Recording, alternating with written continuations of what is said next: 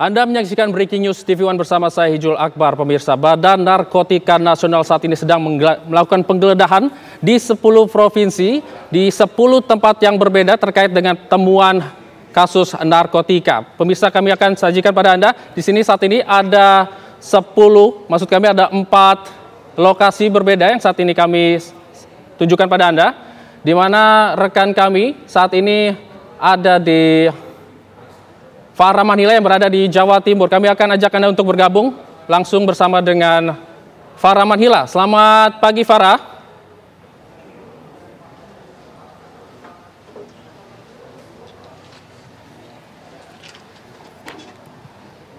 Ya, pemirsa, yang Anda saksikan saat ini di layar kaca Anda, ini merupakan penggerebekan. Juga pemirsa. Ya, Ijul dan juga pemirsa, memang Anda bisa menyaksikan saat ini sedang dilakukan penggeledahan oleh Badan Narkotika Nasional Provinsi Jawa Timur di rumah salah satu tersangka pengedar narkoba. Yang dapat kami sampaikan ini adalah rumah seorang oknum anggota kepolisian yang rupanya memang berperan sebagai pengendali narkotika jenis golongan 1, yaitu sabu, dan saat ini tengah dilakukan penggeledahan di rumah tersangka bernama Oknum Aibtu Arif Susilo yang berlokasi di Taman Indah Regensi Sidoarjo, Jawa Timur. Pihak BNNP Provinsi Jawa Timur ini sedang melakukan pendalaman apakah kemudian akan ada barang bukti tambahan yang ditemukan dalam penggeledahan saat ini. Dan dapat kami informasikan, Ijul dan juga pemirsa, penggeledahan ini dilakukan secara serentak di seluruh Indonesia, dan salah satu titik di Jawa Timur ini adalah di kota Sidoarjo, Kabupaten Sidoarjo, Jawa Timur, sejak pukul 10 pagi tadi. Sementara selain di rumah yang berlokasi di Sidoarjo ini, pemirsa, di Jawa Timur ini ada 2 titik lainnya yang berlokasi di wilayah Pasuruan.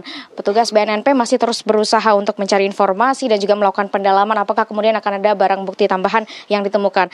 Dapat kami informasikan sebelumnya, pemirsa, memang BNNP, maksud kami Badan Narkotika Nasional ini sebelumnya telah melakukan penangkapan terhadap seorang kurir bernama Fatah di wilayah Lombok, Nusa Tenggara Barat saat melakukan pengiriman narkotika jenis sabu, yang kemudian berdasarkan pendalaman dari tersangka yang ditangkap itu kemudian ditemukan sebanyak 4 tersangka lainnya, yang salah satunya ini adalah anggota oknum kepolisian. Selain itu, pemirsa, memang dari keempat tersangka yang diamankan, ini satu oknum anggota polisi, satu lainnya ini adalah seorang narapidana yang saat ini masih berstatus sebagai napi di salah satu lapas di Medan, Sumatera Utara. Ini yang kemudian menjadi menarik, pemirsa, apa yang dilakukan, apa kaitannya kemudian antara oknum anggota kepolisian, kemudian dengan seorang narapidana, dan satu lagi seorang kurir yang diamankan di wilayah Lombok, Nusa Tenggara Barat.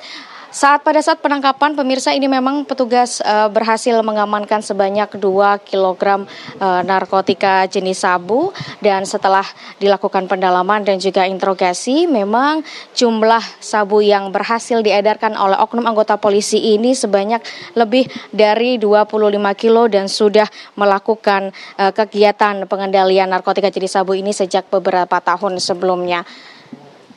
Kami akan terus mengabarkan bagaimana hasil dari penggeledahan yang dilakukan di salah satu rumah oknum anggota kepolisian ini. Pemirsa, tidak hanya di wilayah Sidoarjo, namun juga kami akan terus informasikan apakah kemudian di wilayah Pasuruan yang juga menjadi salah 2 lokasi penggeledahan penggeledahan atas peredaran narkotika oleh para tersangka yang juga dilakukan di wilayah Jawa Timur. Demikian informasi dari Sidoarjo. Sementara Ijul, saya kembalikan ke studio. Ya, Farah, tadi Anda mengatakan ada satu oknum anggota kepolisian, yaitu Aibtu Arif, yang ditangkap di Sidoarjo, Jawa Timur terkait dengan penemuan 2 kg narkotika sabu. Dan Anda juga mengatakan tadi ada 2 lokasi lainnya di Jawa Timur terkait dengan penggeledahan ini. Apakah oknum Aibtu Arif ini juga terkait dengan 2 lokasi lainnya yang saat ini dilakukan penggeledahan? Iya, betul sekali Ijul dan juga pemirsa, dapat kami sampaikan sedikit kronologis dari penangkapan ini. Memang bermula dari penangkapan seorang kurir yang bernama Fatah di wilayah Lombok, Nusa Tenggara Barat, kemudian dilakukan pendalaman, kemudian ditemukan 2 tersangka lain yaitu bernama Erwin di wilayah Medan, Sumatera Utara, kemudian Aibtu Arif Susilo di wilayah Sidoarjo.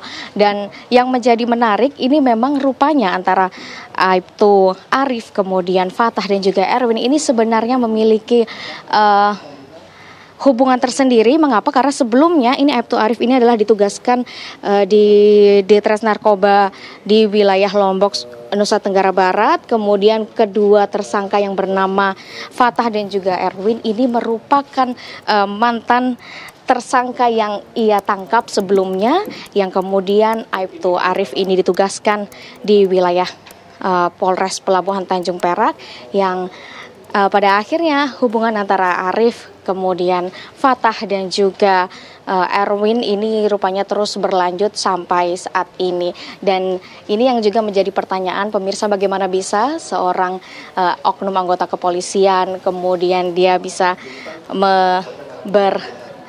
interaksi dengan mantan tersangkanya dan justru malah melakukan tindak pidana yang serupa, yaitu peredaran narkotika jenis sabu. Sementara berdasarkan pengakuan dari Arif ini pemirsa, ini memang sudah beberapa kali dilakukan peredaran yang dilakukan mulai dari pengiriman dari wilayah Sumatera ke wilayah Jawa Timur dan juga ke wilayah Lombok, Nusa Tenggara Barat. Demikian Ijul informasi sementara. Ya Farah, kalau dari baik pemirsa, selanjutnya kami akan ke Medan, Sumatera Utara untuk melihat kondisi terkini penggeledahan yang dilakukan oleh BNN di sana. Sudah ada rekan kami Nofri Afandi di sana. Selamat pagi Nofri.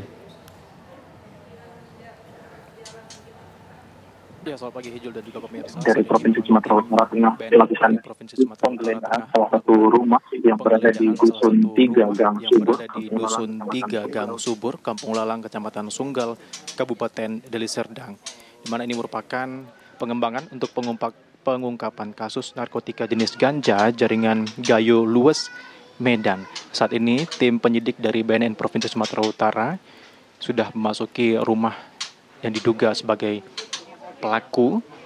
Namun saat ini hanya ada seorang wanita lansia yang berada di rumah terbaring sakit dan tengah diajak berbincang, diberikan penjelasan oleh tim penyidik. Diketahui ini merupakan pengembangan dari kasus sebulan yang lalu yang juga sudah dilakukan pengungkapan oleh tim BNN Provinsi Sumatera Utara